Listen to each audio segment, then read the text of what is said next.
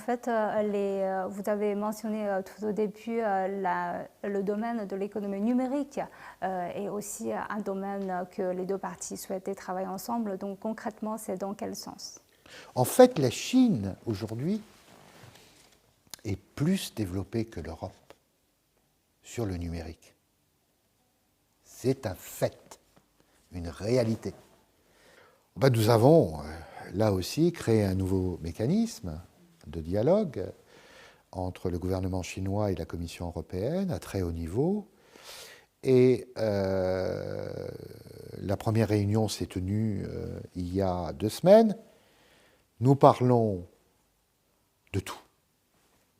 Intelligence artificielle, télécommunications, accès au marché, standards, normes, sécurité, cybersécurité, mais aussi sûreté des produits, notamment e-commerce.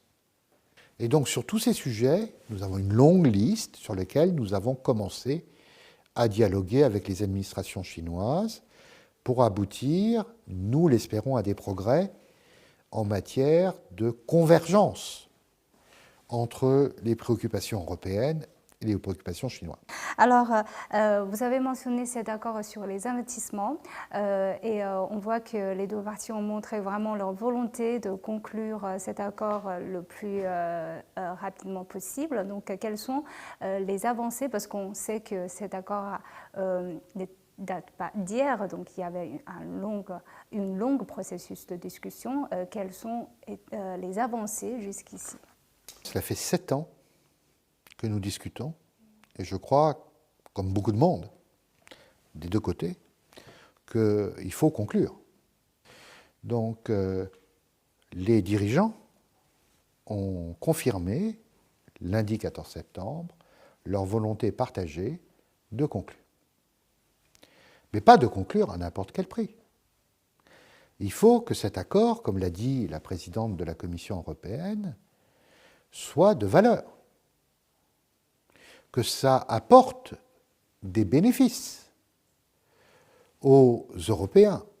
Et la partie chinoise attend également des résultats positifs. Les notions de réciprocité, de concurrence loyale, d'ouverture des marchés sont présentes et au cœur de cette relation. Mais aussi sur le plan politique, travailler sur les questions multilatérales sont des éléments très importants.